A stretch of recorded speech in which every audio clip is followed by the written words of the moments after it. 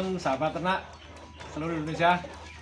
Ini pada kali ini saya ingin berbagi atau sharing-sharing terkait dengan penanganan telur. Nah, bagaimana proses dari kita ambil telur dari kandang, dari ayam, terus nanti akan sampai ke mesin tetas. Nah, ini tidak langsung, jadi ada beberapa hal yang perlu kita lakukan agar terjadi nanti tingkat fertilitasnya bagus, tetap terjaga sampai menetas dengan baik. Nah, nanti akan kita lihat bersama-sama dengan Broto Sinofarm. Kita berbagi untuk penanganan telur dari kandang sampai ke mesin tetas.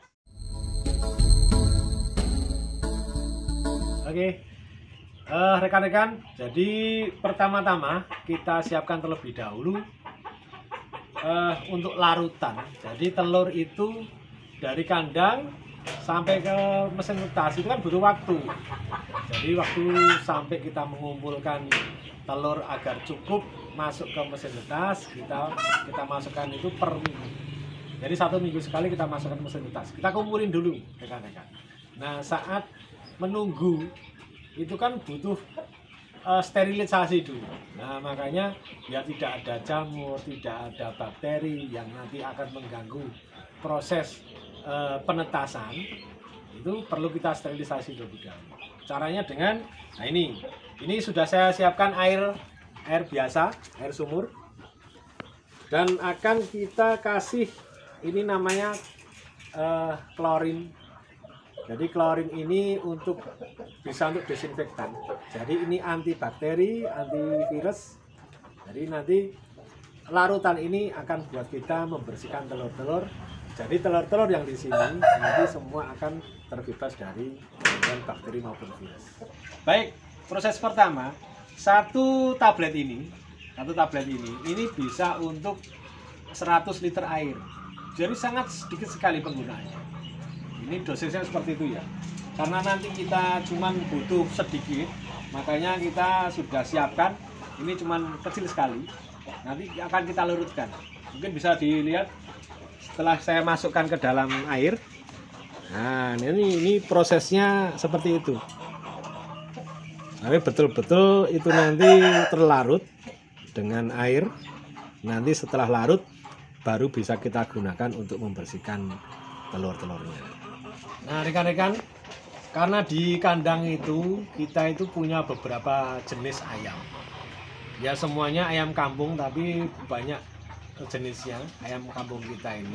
Kita menyilangkan dari beberapa jenis ayam kampung unggul, kita mixkan karena masing-masing ayam punya kelebihan maupun kekurangan. Nah, dari beberapa kelebihan dan kekurangan kita mixkan untuk memperoleh hasil anakan atau calon indukan baru itu nanti yang lebih berkualitas. Nah, ini contohnya. Ini kita ada dengan menggunakan pejantan larmot dengan betina KUB. Ini sementara kita dapat telur sekitar 15 biji. Nah, ini larmot kita silangkan dengan ayam Elba. Jadi pejantannya larmot, betinanya Elba.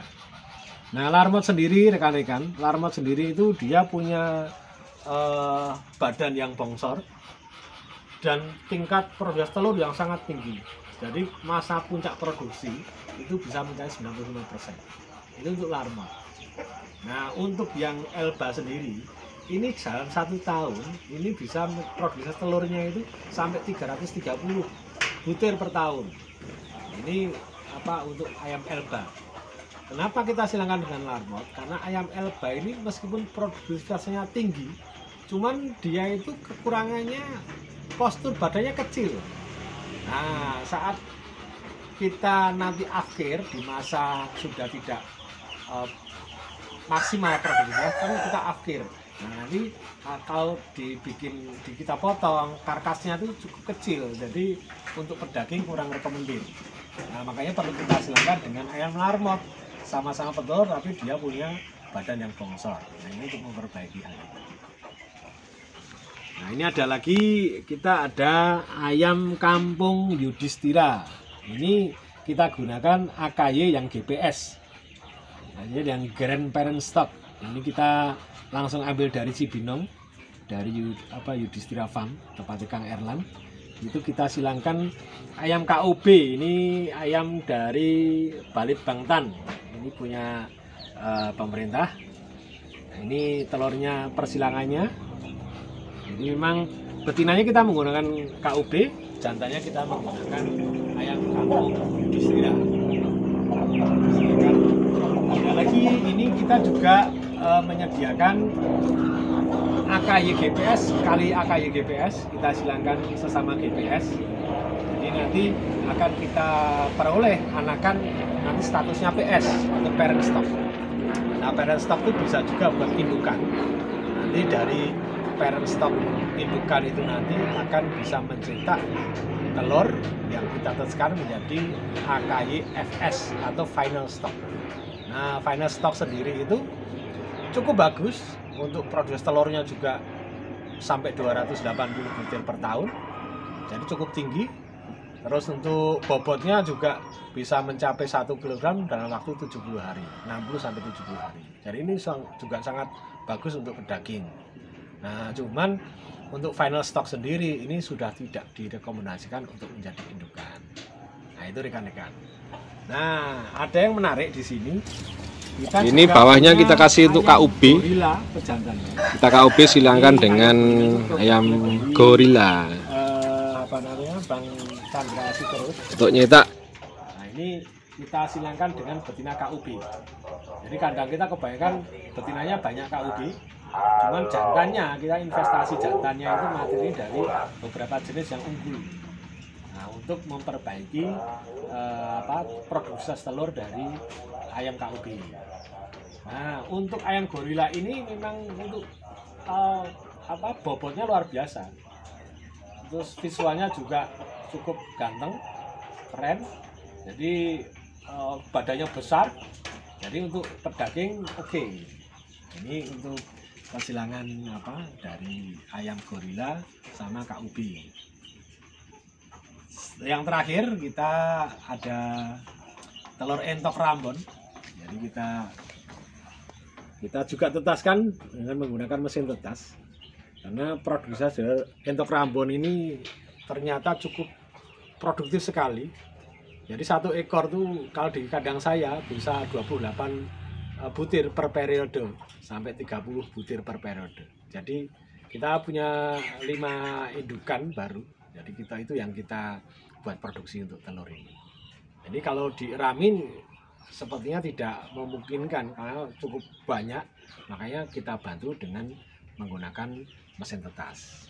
Ini nanti prosesnya sama.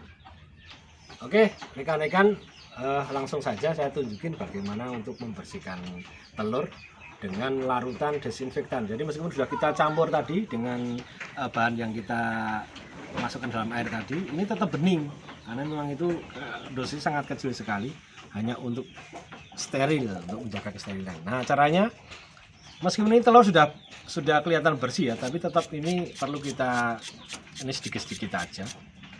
Kita lap-lapkan aja. Jadi nggak perlu kita rendam, itu nggak perlu. Jadi cuman seperti ini aja. Nah, nanti kita keringkan dengan lap atau bisa dengan kanebo. Nah, nanti monggo yang lebih mudah yang mana.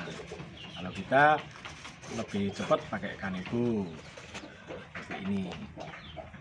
Nah, ini telur larmot dengan ayam KUB. Ini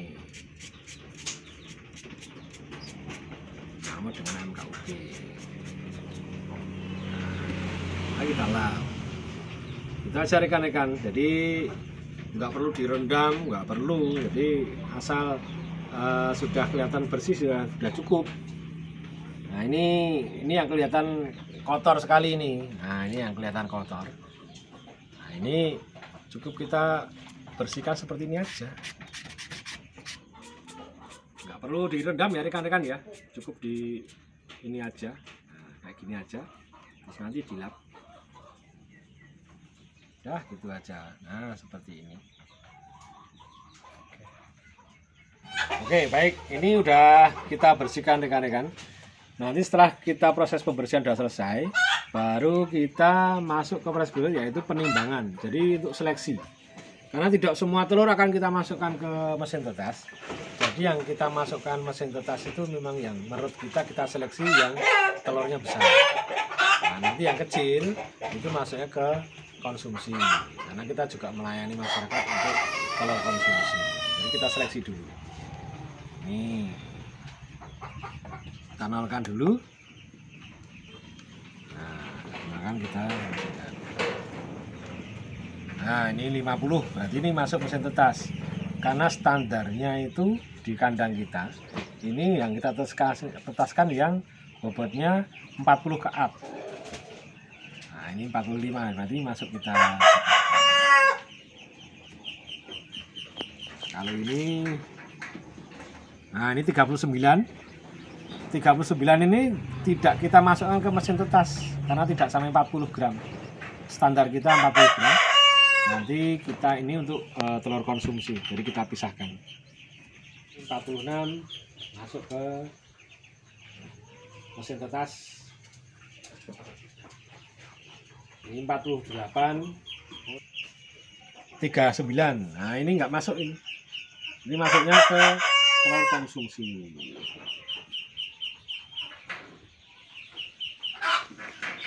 49. Ini masuk ke mesin tetas.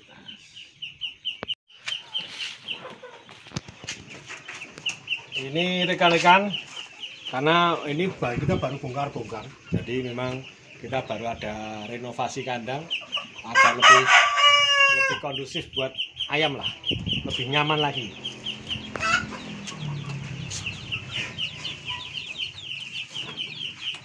Ini mesin tetas kita masih sederhana rekan-rekan. Oh, ini ada yang udah netas. Nah, karena kita belum punya mesin hatcher, jadi yang sudah waktunya netas, telurnya kita pindah di bak seperti ini. Ini alhamdulillah udah ada yang mecah. Nah, ada. Nah, seperti ini. Ini udah bisa netas.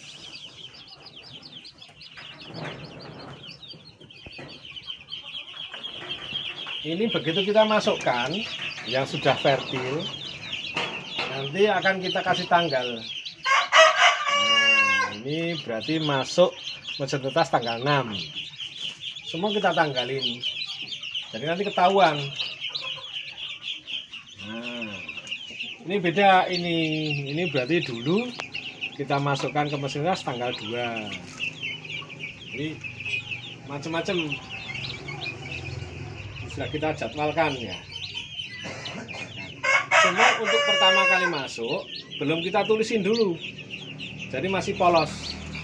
Nanti setelah 4 hari kemudian baru kita cek. Nah, kita cek mana yang fertil, mana yang tidak fertil. Yang tidak fertil nanti kita keluarkan, bisa buat dikonsumsi. Yang fertil nanti akan kita tulis tanggal kapan telur kita masukkan ke mesin tetas. Mungkin itu rekan-rekan, saya masukkan dulu ke mesin tetas. Jadi ini masih polos, kita susun dulu. Ini modelnya roll ini, jadi penggeraknya roll, bukan yang model ayun. Ya, baik rekan-rekan, itu tadi sharing-sharing dari Brotos Innofarm untuk penanganan masalah telur. Mudah-mudahan ini bermanfaat untuk rekan-rekan peternak seluruh Indonesia agar tingkat fertilitas tetap terjaga dan nanti bisa menetas prosentase lebih banyak. Ini tuh salam sukses dari Brotos Innofarm Indonesia.